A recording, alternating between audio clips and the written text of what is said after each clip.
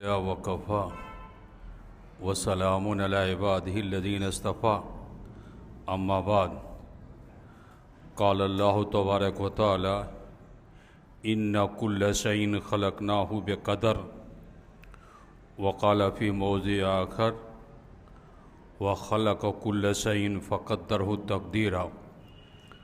محترم سامعین کرام اور عزیز بھائیوں اور دوستوں، اس سے پہلے ارکان ایمان میں سے جس حدیث کو سمجھانے کے لیے حضرت جبریل علیہ السلام نبی کریم صلی اللہ علیہ وسلم کے پاس آئے تھے اور صحابہ کرام بھی موجود تھے، اور نبی کریم صلی اللہ علیہ وسلم سے کہا ایمان کیا ہے؟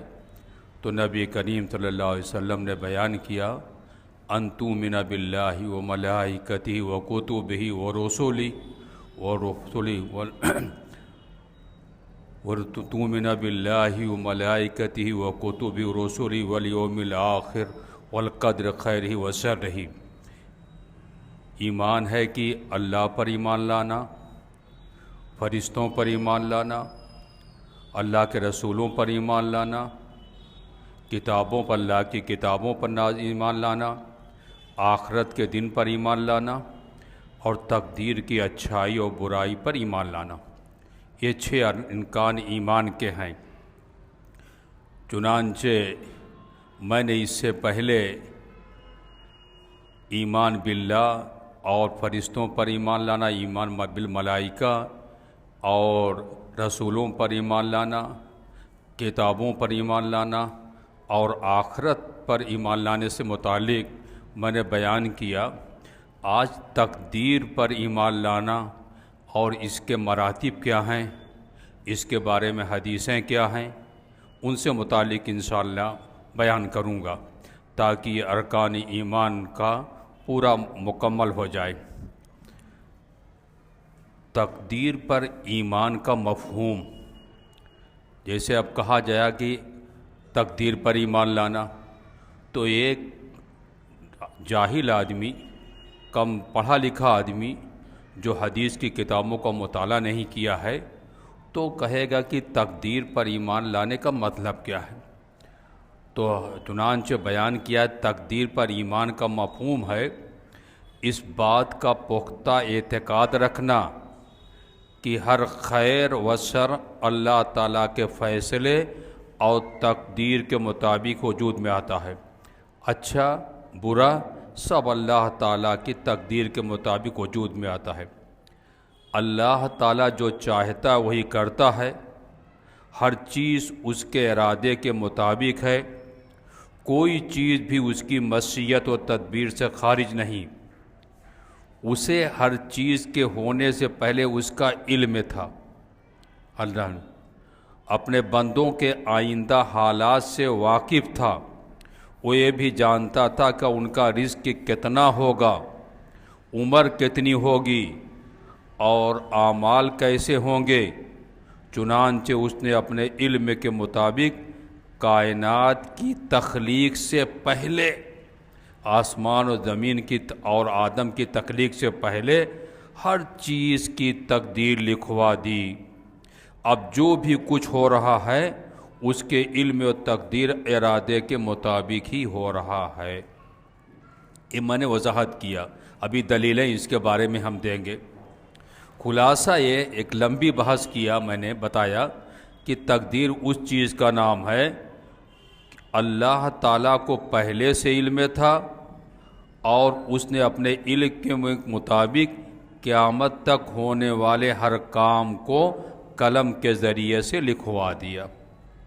پہلے سے علم تھا اور ہر چیز کو اس نے قیامت تک ہونے والے ہر کام کو قلم کے ذریعے سے لکھوا دیا، اور دلیلیں بھی دیتے ہیں۔ تقدیر کے اس بات سے متعلق آپ کہتے ہیں کہ یہ تقدیر اللہ تعالیٰ نے متعین کر دی ہے اور قیامت تک کی چیزوں کو لکھا دیا ہے، اس کی دلیل کیا ہے؟ آدمی دلیل پوچھتا ہے۔ ہم نے قرآن پاک کی آیت کو پڑھا اس سے پہلے، ارشاد باری تعالیٰ ہے ان کل شیء خلقناہ بقدر، ہم نے ہر چیز کو مقررہ اندازے پر پیدا کیا۔ اور دوسری جگہ اللہ تعالیٰ ارشاد فرماتا ہے وَخَلَقَ كُلَّ شَيْءٍ فَقَدَّرَهُ تَقْدِيرًا، اس نے ہر چیز کو پیدا کر کے ایک مناسب اندازہ ٹھہرا دیا۔ اور دوسری قرآن پاک کی آیت ہے وَكَانَ أَمْرُ اللَّهِ قَدْرًا مَقْدُورًا، اللہ تعالیٰ کے کام اندازے پر مقرر کیے ہوئے ہیں۔ چنانچہ یہ قرآن پاک کی آیت میں نے پیش کیا تقدیر کے اس بات سے متعلق۔ اب حدیث سن لیجئے کہ اللہ تعالیٰ نے ہر چیز کو لکھوا دیا۔ حدیث ہے کتب اللہ مقادیر الخلائق قبل ان یخلق السماوات والارض بخمسین الف سنۃ، اللہ تعالیٰ نے آسمان اور زمین کی تخلیق سے پہلے، کتنا پہلے؟ 50,000 سال قبل تمام مخلوقات کی تقدیر لکھ دی تھی۔ یہ کہاں کی روایت ہے؟ مسلم کی روایت، ہم اپنی طرف سے نہیں کہہ رہے ہیں بلکہ حدیث کی ذریعہ ہے۔ اور جو بھی تقدیر سے متعلق ہم آپ سے گفتگو کریں گے صرف قرآن اور حدیث سے کریں گے اور دوسری چیزوں سے نہیں، اپنی عقل کو نہیں لڑائیں گے۔ لوگ اپنی عقل کو لڑانے کے بعد جو ہے اور کفر کا راستہ اختیار کیا۔ کتنا پہلے؟ 50,000 سال پہلے اللہ تعالیٰ نے کیا۔ اور دوسری کیا ہے؟ ایک حدیث ہے ان اول ما خلق اللہ القلم، اللہ تعالیٰ نے سب سے پہلے قلم کو پیدا کیا۔ کہا لکھو، اکتب، کہا کیا لکھے؟ کہا قیامت تک جتنی چیزیں ہونے والی ہیں سب لکھو۔ نبی کریم نے کہا جف القلم، اور قلم خشک ہو گیا ہے تمام، اب اس میں کوئی زیادتی کمی کیا ہے نہیں کی جا سکتی۔ اور ایک دوسری حدیث ہے ابو ہریرہ رضی اللہ تعالیٰ عنہ کی کہ یا نبی کریم صلی اللہ علیہ وسلم نے کہا یا ابو ہریرہ جف القلم بما انت لاکن، جسے بھی تو ملنے والا ہے، جو تم کو پہنچنے والا ہے، قلم خشک ہو چکا ہے، قلم خشک ہو چکا ہے، اس میں اب زیادتی کمی نہیں ہو سکتی ہے۔ اور کیوں کہا نبی کریم صلی اللہ علیہ وسلم نے؟ وضاحت کے ساتھ بیان کرتے ہیں کہ حضرت ابو ہریرہ رضی اللہ تعالیٰ عنہ نے کہا اللہ کے رسول میرے اندر طاقت نہیں ہے شادی کرنے کی فلاں چیز کی، اور ہم عبادت کرنا چاہتے ہیں، اور ہم چاہتے ہیں کہ جیسے رہبان عبادت کرنے والے اپنے عازبے کو ختم کر لیتے ہیں، شہوت ختم ہو جاتی ہے، اس طرح سے ہم بھی کر لیں تاکہ زنا اور بدکاری سے بچ سکے۔ نبی کریم صلی اللہ علیہ وسلم نے کہا جف القلم، قلم خشک ہو گیا، جو اللہ تعالیٰ نے لکھ دیا ہے تمہارے لیے وہ چیز ہو کر رہے گی۔ چنانچہ امام نووی رحمۃ اللہ علیہ فرماتے ہیں کتاب و سنت کے قطعی دلائل اور صحابہ علماء سلف کا اجماع تقدیر الہی کی اس بات پر واضح دلیل ہے کہ تقدیر الہی جو ہے وہ ہے۔ تقدیر پر وجوب ایمان کے دلائل، اب تو میں تقدیر کے اس بات پر جو ہے دلیل دیا، اور اس پر ایمان لانے کے دلیل کیا ہے؟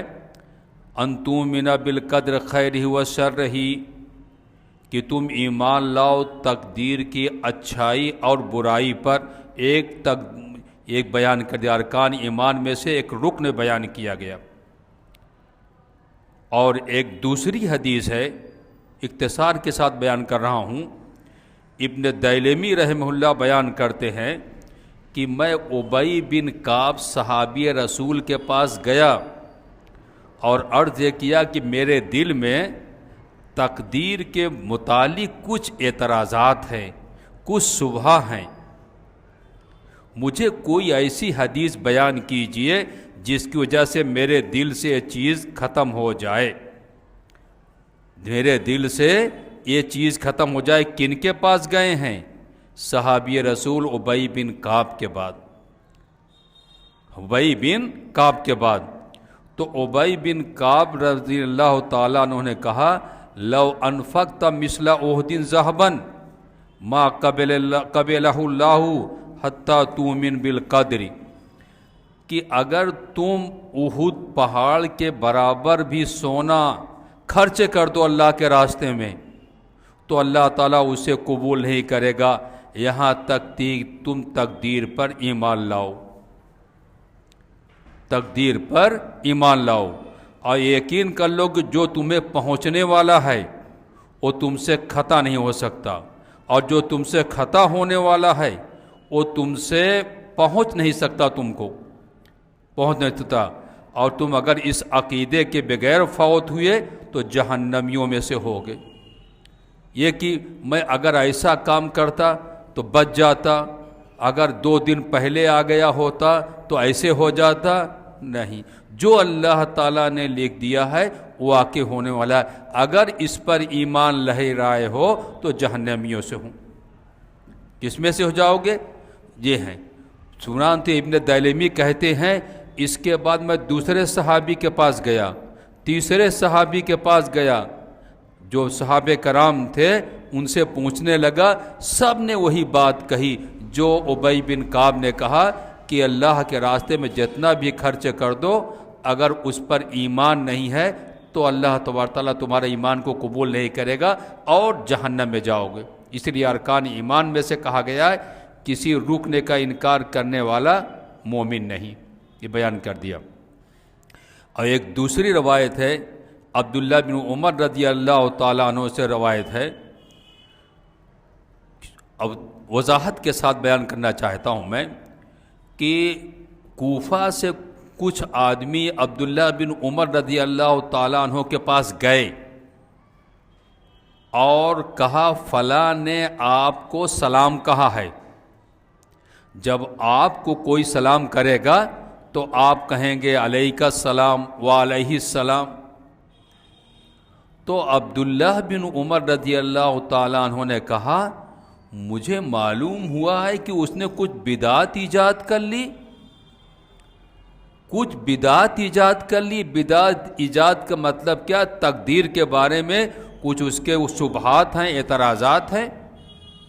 اگر ایسی بات ہے تو اس کے سلام کو میں قبول نہیں کرتا ہوں، میری جانب سے اس کو سلام مت کرنا دینا، جواب مت دینا، اس لیے کہ تقدیر کے منکر کو کوئی جواب نہیں، ہم قبول نہیں کرتے ہیں اس کا سلام، اگر ایسی بات صحیح ہے۔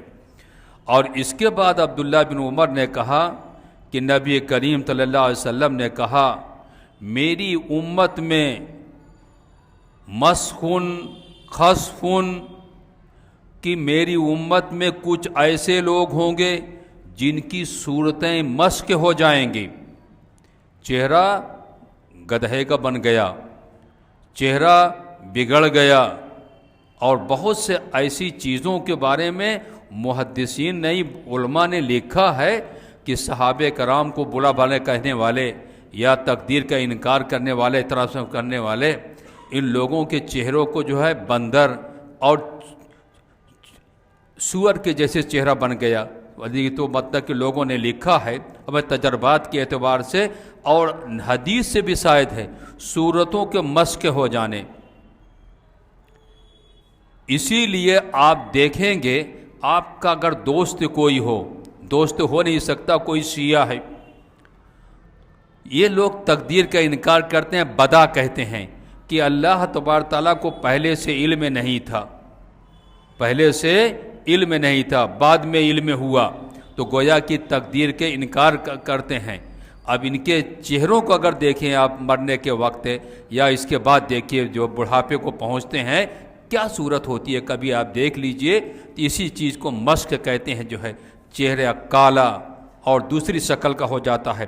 تو نے وہی کہا میری امت میں صورتوں کے مسخ ہو جانے، زمین میں دھسائے جانے، اور کچھ لوگ خسفن کہا گیا ہے۔ قارون جو موسیٰ علیہ السلام کی قوم کا تھا، ان کے رشتہ داروں میں سے تھا، لیکن اللہ تعالیٰ نے اس کو زمین میں دھسا دیا، دھستا چلا جا رہا ہے، دھستا چلا جا رہا ہے، حدیث میں یہی آیا ہے، اور اس میں کیا ہے تمام چیز دھسائے جانے کا جو ہے معاملہ آئے گا۔ اب دھسائے کی جانے کی صورت بہت سے لوگ الگ بیان کرتے ہیں، لیکن جو حدیث میں آیا ہے یہ یعنی اللہ کا عذاب واقع ہوگا اس پر، اور پتھروں کی بارش کا عذاب ہوگا، اوپر سے آسمان سے پتھر نازل کی جائیں گے، ہوائیں چلیں گے، پتھر کا جو ہے، اور یہ عذاب منکرین تقدیر پر نازل ہوگا۔ کن پر نازل ہوگا؟ کن پر نازل ہوگا؟ منکرین تقدیر پر نازل ہوگا۔ یہ صحابی رسول کی بات ہے، ہماری بات نہیں ہے، واضح کر دیا گیا جو ہے۔ یہ گویا کہ جو یہ کہے کہ ایسا کرتا تو ایسا ہو جاتا، ایسا ہو جاتا، یہ نہیں، جو اللہ نے مقدر کیا ہے وہ۔ تقدیر کے مراتب ہیں، میں نے اس بات بیان کیا، وجوب کے بارے میں بیان کیا، واجب ہے، تقدیر کے مراتب ہیں، اور ان مراتب کو جاننا ضروری ہے۔ ائمہ سلف کہتے ہیں تقدیر 4 امور کے بغیر مکمل نہیں ہو سکتا۔ یہی مراتب تقدیر ہے یا ارکان تقدیر، مراتب تقدیر کہیے یا ارکان تقدیر کے نہ کہیے، ہاں ان کو جاننا بہت ضروری ہے۔ اسی کو مراتب تقدیر یا ارکان تقدیر کہتے ہیں۔ کیا؟ نمبر 1 علم، تقدیر کے مراتب میں سے نمبر 1 علم ہے۔ علم کا مطلب اس بات پر پختہ ایمان رکھنا کہ جو کچھ موجود ہے اور جو کچھ موجود نہیں، جس چیز کا امکان ہے اور جس چیز کا امکان نہیں، اللہ تعالیٰ کو تمام چیز کا علم تھا۔ جیسے حدیث میں نے بیان کی نا، اللہ تعالیٰ ہر چیز کا علم تھا، جو ہونے والا ہے ہوگا، تمام چیزیں، تمام کو اللہ تعالیٰ کو کیا ہے؟ علم تھا۔ اسی کو کہتے ہیں سب سے پہلے علم، اللہ تعالیٰ کو ہر چیز کا۔ مخلوق سے تخلیق سے پہلے اللہ تعالیٰ ان کے رزق کے بارے میں، عمر کے بارے میں، اعمال کے بارے میں، حرکات و سکنات کے بارے میں علم تھا۔ وہ اچھا ہوگا، برا ہوگا، بدبخت ہوگا، تمام چیزوں کو اللہ تعالیٰ نے لکھا دیا قلم میں۔ ان اللہ بکل شیء علیم، اللہ تعالیٰ کو ہر چیز کا علم تھا، جاننے والا تھا۔ حضرت ابو ہریرہ رضی اللہ تعالیٰ عنہ سے روایت ہے، ایک روایت ہے ابو ہریرہ رضی اللہ تعالیٰ عنہ سے کہ نبی کریم صلی اللہ علیہ وسلم سے پوچھا گیا کہ ان ذراری المشرکین، مشرکین کے اولاد جو بالغ ہونے سے پہلے مر جاتے ہیں، ان کا کیا ہوگا؟ تو نبی کریم صلی اللہ علیہ وسلم نے کہا اللہ عالم بما کانوا عاملین، اللہ تعالیٰ جاننے والا، جو کچھ کرنے والا ہے، ہم کو علم نہیں۔ یعنی گویا کہ ہر چیز کا علم کس کو ہے؟ اللہ تبارک تعالیٰ کو، اللہ تبارک تعالیٰ کو۔ یہ جو ہے تو معلوم کیا ہوا ہر چیز کا علم اللہ تبارک تعالیٰ کو ہو، تمام چیزیں۔ اسی لیے آپ جانتے ہیں کہ ایک تقدیر ایک ازلی ہوتی ہے، ایک الگ سے ازلی تقدیر جو اللہ تبارک تعالیٰ نے آسمان اور تخلیق سے پہلے لکھ دیا اور اسی کے مطابق ہو گیا۔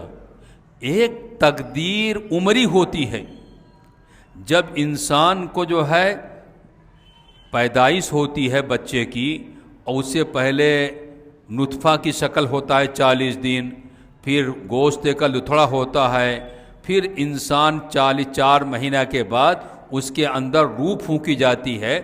تو روح پھونکنے سے پہلے فرشتہ آتا ہے، اس کی رزق کے بارے میں، کیا عمل کرے گا، کہاں موت آئے گی، تمام چیز کے بارے میں کیا ہے؟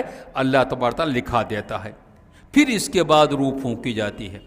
تو معلوم کیا ہر چیز کا علم، اور کس علم کے اعتبار سے؟ جو اللہ تبارک تعالیٰ نے لوح محفوظ میں لکھا ہے۔ تو گویا کہ اللہ تعالیٰ جو لکھا اس کے اعتبار سے ہر چیز ہونے والا ہے، اسی کو کہتے ہیں علم۔ دوسری بات ہے کتابت۔ اللہ تعالیٰ مراتب تقدیر میں سے جو ہے ایک تو علم، اللہ تعالیٰ کو ہر چیز کا علم تھا قیامت تک کا، اور دوسرا کتابت۔ کتابت کیا ہے کہ اس بات پر پختہ ایمان کہ اللہ تعالیٰ اپنے علم کے مطابق قیامت تک ہونے والے ہر کام کے بارے میں متعلق لکھوا دیا، ہر چیز کے بارے میں لکھوا دیا۔ لہذا جو کچھ بھی ہو چکا ہے اور تا قیامت ہوتا رہے گا، سب یہاں لوح محفوظ میں لکھا ہوا ہے۔ جو کچھ ہو رہا ہے یہ تمام چیزیں سب کچھ اللہ تعالیٰ نے لکھوا دیا. یہ لوح محفوظ میں جو ہے جو لکھا ہوا اسی کے مطابق. اس کی دلیل کیا ہے؟ ارشاد باری تعالیٰ ہے وَكُلَّ شَيْءٍ أَحْصَيْنَاهُ فِي إِمَامٍ مُبِينٍ، اور ہم نے ہر چیز کو ایک واضح کتاب سے مراد لوح محفوظ میں ضبط تحریر کر رکھا ہے. کس میں؟ اور دوسری حدیث سے دلیل ہے ایک قرآن پاک کی آیت کے بعد ان اول ما خلق اللہ القلم وقال له اکتب قال رب ماذا اکتب قال اکتب مقادیر کل شیء حتی تقوم الساعۃ. ابو داؤد کی روایت ہے بے شک جو چیز اللہ تعالیٰ نے سب سے پہلے پیدا کی وہ قلم تھا. سب سے پہلے اللہ تعالیٰ نے کس کو پیدا کیا؟ قلم کو. اور اس سے کہا لکھو. اس نے عرض کیا ہے میرے پروردگار میں کیا لکھوں؟ فرمایا قیامت تک آنے والی ہر چیز کی تقدیر لکھو. دیکھو اللہ تعالیٰ کو پہلے علم تھا، پھر اس علم کو اللہ تبارک تعالیٰ نے کیا ہے لکھوا دیا لوح محفوظ میں، اور وہ جتنا کام ہو رہا ہے اسی لکھے ہوئے کے مطابق ہو رہا ہے. ہر چیز کو اللہ تبارک تعالیٰ نے لکھا لیا. اور تیسرا جو ہے مراتب میں سے پہلا علم، دوسرا کتابت، مشیت ارادہ. اس بات پر مختہ ایمان کی جو اللہ تعالیٰ چاہتا ہے وہی ہوتا ہے، اور جو اللہ نہیں چاہتا نہیں ہوتا ہے. اور اللہ کی مشیت اللہ کے اس علم کے مطابق ہے جو لوح محفوظ میں تحریر کیا جا چکا ہے. اللہ تعالیٰ جو چاہتا ہے وہی ہوتا ہے. اور اللہ تعالیٰ کیا ہے جو چیز لکھوا دیا لوح محفوظ میں اسی کے مطابق جو ہے. انما امرہ اذا اراد شیئا یقول له کن فیکون. وہ جب بھی کسی چیز کا ارادہ کرتا ہے اسے اتنا فرما دینا کافیہ ہو جا، وہ چیز اسی وقت ہو جاتی ہے. اور ایک قرآن پاک کی آیت ہے وما تشاءون الا ان یشاء اللہ رب العالمین. اور تم پروردگار عالم کے چاہے بغیر کچھ نہیں چاہ سکتے. پروردگار عالم کے چاہے بغیر کچھ نہیں کر سکتے ہو یہ تمام چیز. اور ایک حدیث ہے ان قلوب بنی آدم کلھا بین اصبعین من اصابع الرحمن کقلب واحد یصرفہ حیث یشاء. یقیناً تمام اولاد آدم کے دل رحمان کی 2 انگلیوں کے درمیان ہے. ایک دل کے مانند ہے، وہ انہیں جس طرف چاہتا ہے پھیر دیتا ہے. وما تشاءون الا ان یشاء اللہ، یعنی مشیت ارادہ اللہ تعالیٰ چاہتا ہے اسے رحمان کے دل کا جیسے چاہتا ہے کر جاتا ہے. ہاں تم نہیں چاہو گے مگر اللہ تعالیٰ چاہے اس کے بغیر نہیں ہو سکتا ہے. تو اسی طرح سے چوتھا مراتب میں سے تخلیق اس بات پر پختہ ایمان کہ ہر چیز کا خالق اللہ ہے، اس کے علاوہ ہر چیز مخلوق ہے.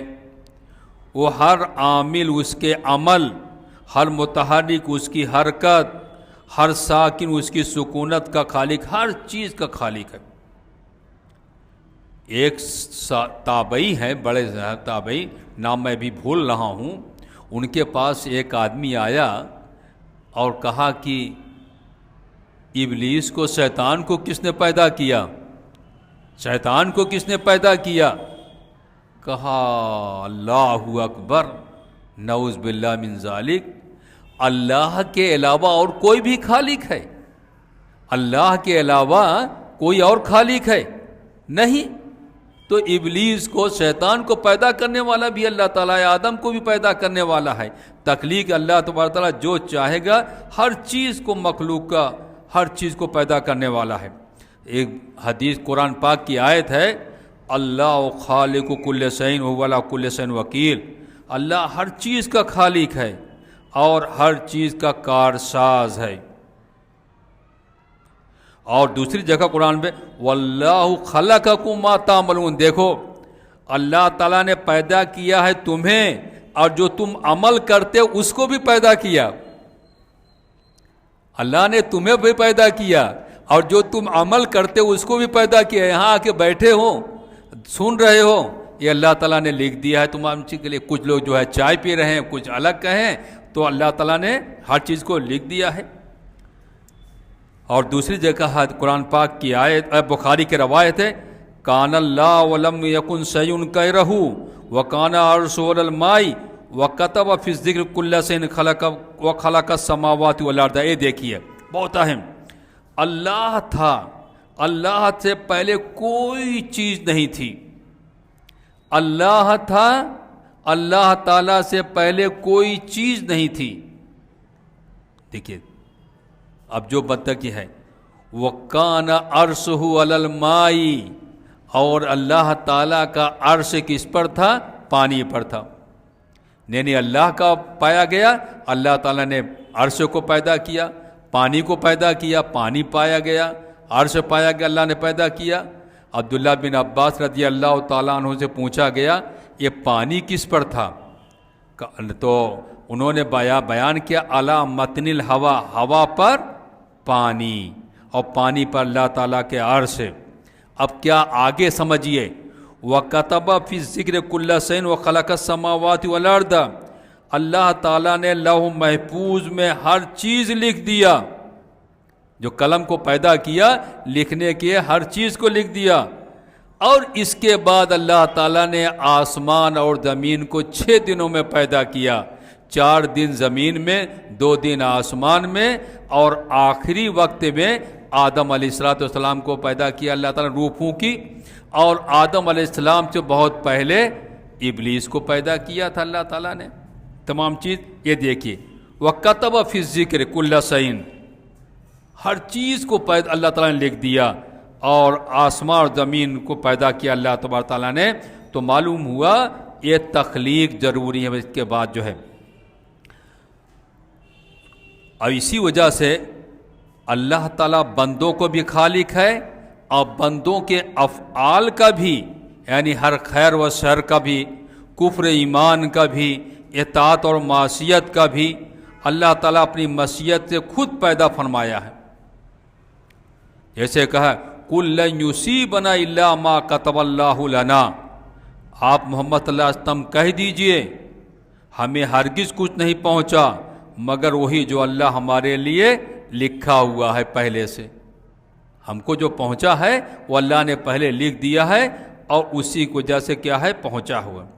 تو معلوم ہوا ائمہ سلف کا عقیدہ یہ ہے کہ اللہ تعالیٰ کی لکھی ہوئی چیز, بری تقدیر کو مطلق تسلیم کرنا چاہیے, ہر طرح کی تقدیر کو اچھی بری تسلیم کرنا چاہیے.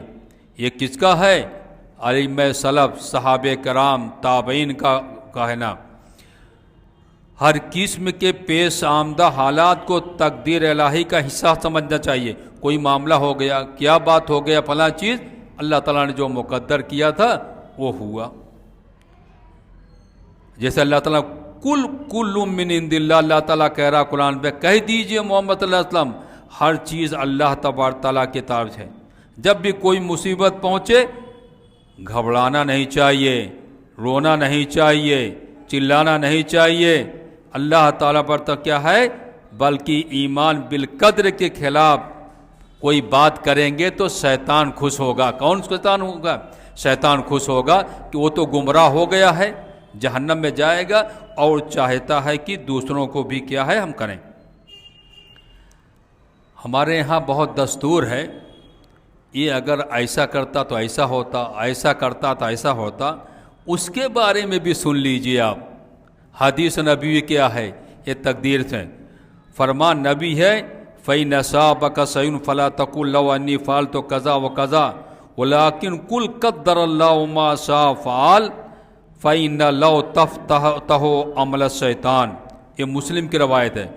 اگر تمہیں کوئی مصیبت پہنچے تو یہ نہ کہو کہ اگر میں اس طرح کرتا تو ایسا ہو جاتا, بلکہ اللہ تعالیٰ جو تقدیر میں لکھا تھا جو چاہا کر دیا. یہ کہو کہ اللہ تعالیٰ نے لکھا تھا تقدیر میں اور جو چاہا کر دیا.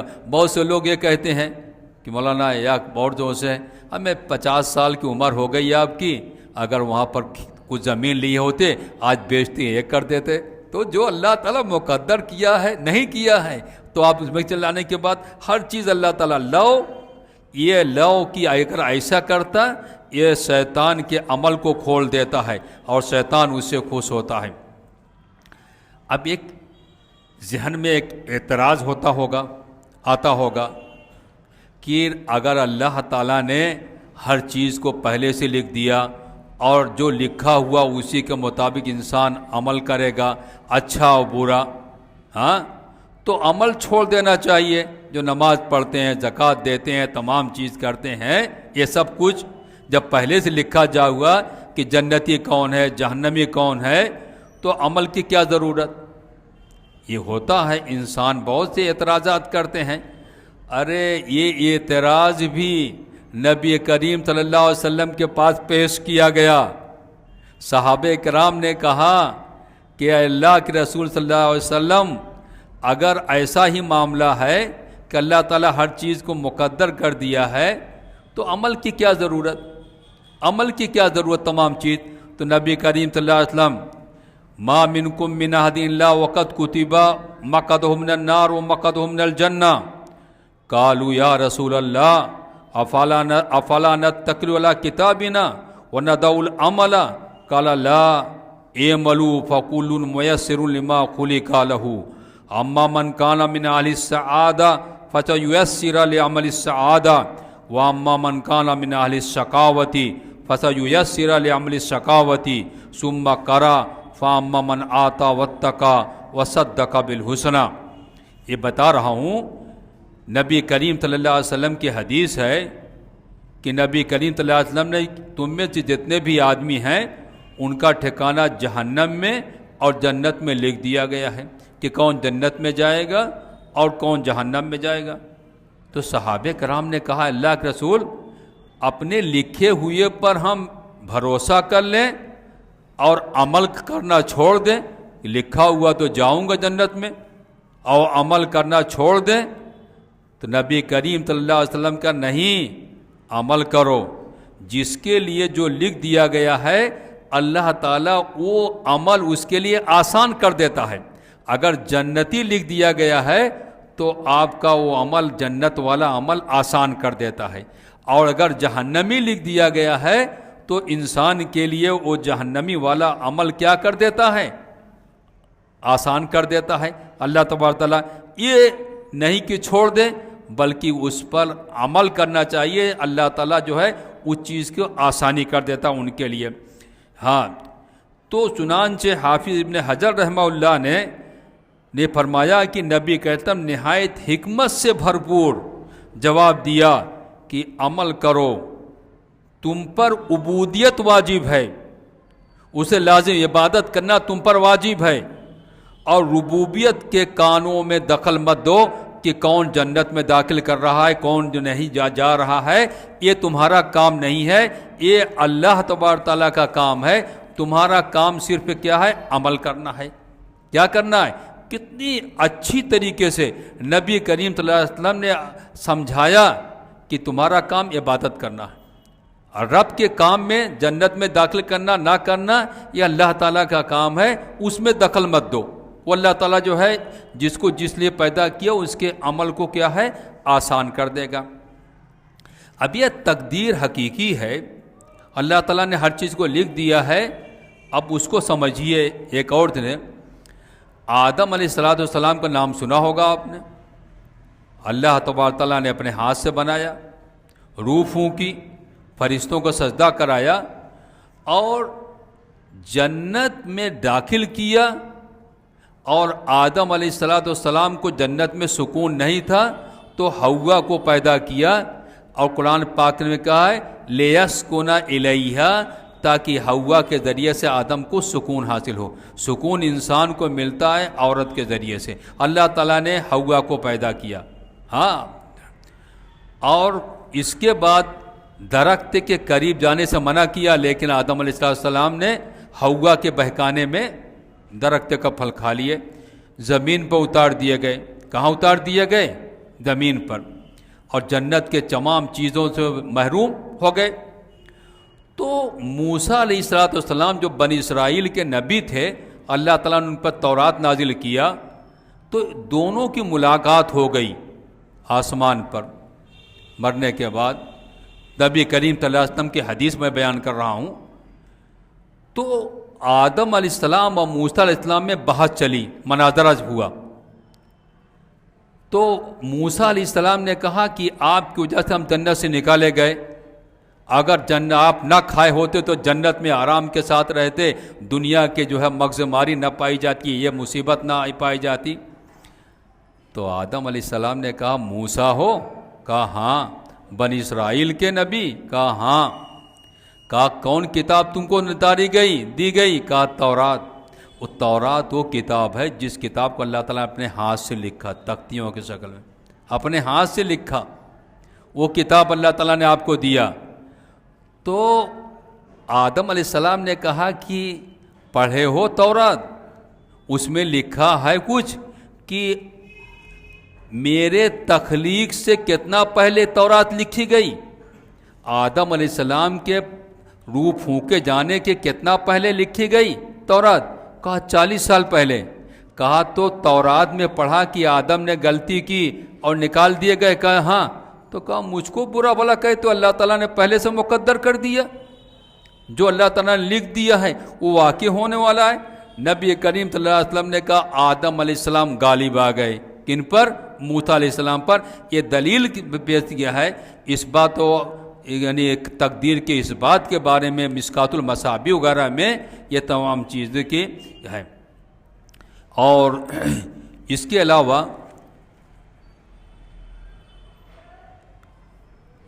آدم علیہ السلام کو اللہ تعالیٰ نے جو پیدا کیا، روح پھونکی، تو ان کے پیٹھ پر ہاتھ پھیرا، جتنی ذریت قیامت تک تھی سب نکل آئی.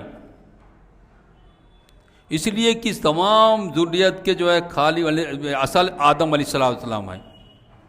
انبیاء بھی فلاں بھی کسی کی روشنی تھی، کسی سفیدی تھی، کسی نے نہیں. تو اس میں آدم علیہ السلام نے دیکھا ایک آدمی کو، ان کو اچھا لگ گیا. کہا اللہ تعالیٰ سے پوچھا ہے کون ہے؟ کہا داؤد علیہ السلام. داؤد. کہا کہ ان کی عمر کتنی ہے؟ تو کہا 60 سال. داؤد جو بنی پیغمبر بھی تھے اور بادشاہ بھی تھے. 60 سال. اور اللہ تعالیٰ سے پوچھا اللہ تعالیٰ میری عمر کتنی ہے؟ میری عمر کتنی ہے؟ کہا تمہاری 1000 سال. تو کہا اللہ تعالیٰ ان کو میں اپنی عمر میں سے 40 سال دے رہا ہوں. کہا ٹھیک ہے، جب تم اپنی عمر میں سے دیکھ رہے ہو ہر ایک کا متعین ہو گیا، ٹھیک ہے دے دو. تو نبی کریم صلی اللہ علیہ وسلم نے کہا کہ جب آدم علیہ السلام کے پاس ملک الموت آئے تو آدم علیہ السلام نے کہا بھی 40 سال باقی ہے عمر. کہا آپ نے داؤد علیہ السلام کو دے دیا ہے نا؟ بھول گئے. تو نبی کریم صلی اللہ علیہ وسلم نے کہا آدم علیہ السلام بھولے، اسی طرح سے ان کی ذریت بھی بھولتی ہے. جو بھولنے کا ہے، انکار کیا آدم نے، اسی طرح سے کیا ہے ان کی ذریت بھی بھولتے ہیں. یہ دلیل کہ دیکھیے اللہ تبارک تعالیٰ نے آدم کی عمر کو متعین کر دیا 1000 سال، اور داؤد علیہ السلام کی بھی عمر کو کیا ہے متعین کر دیا 60 سال. یہ تمام ہے. تو معلوم ہوا تقدیر پر ایمان لانا بہت ہی ضروری ہے، بہت ہی ضروری ہے. اگر تقدیر پر ایمان آدمی نہیں لاتا ہے تو وہ مومن نہیں ہے، وہ مومن نہیں ہے، منکر ہے. اور حدیث میں نے بیان کیا کہ وہ جہنم میں جائے گا جو تقدیر پر ایمان نہیں لائے گا. اور تقدیر پر نہ ایمان لانے کی صورت میں اللہ تعالیٰ مختلف عذاب میں انسان کو مبتلا کرتا ہے. آج کیا ہے؟ محنت کرو محنت کرو محنت کرو، یہ تقدیر کے پر بھروسہ مت کرو، تقدیر پر بھروسہ ہے. یہ جو ہے آج کل بہت پایا جا رہا ہے. آپ اپنے لڑکے کو سمجھاؤ گے تو کہہ رہے ہیں محنت کرو، یہ سب چیز ہے. یہ کیوں؟ ہمارے پاس دین کا علم نہیں ہے، ہم اپنے بچوں کو لے کر بیٹھتے نہیں ہیں. اور ارکان ایمان سے متعلق بتلاتے نہیں ہیں، جس کی وجہ سے تمام چیزیں کیا ہے پائی جاتی ہیں۔ اب آخر میں دعا ہے، اختصار کے ساتھ میں نے بیان کیا، اور بہت ہی جو حدیث سے ثابت ہے ان چیزوں کو بیان کیا، اور جو ہے اللہ تعالیٰ سے دعا کرتے ہیں کہ اللہ تبارک تعالیٰ ہم پر ایمان، تقدیر پر ایمان لانے کے توفیق عطا فرمائے، اور ایمان ہی پر ہمارا خاتمہ ہو۔ اللہ تعالیٰ ہمارے اعمال کو قبول فرمائے، اللہ تعالیٰ جنت میں ہم کو داخل کرے۔ وآخر دعوانا الحمدللہ رب العالمین۔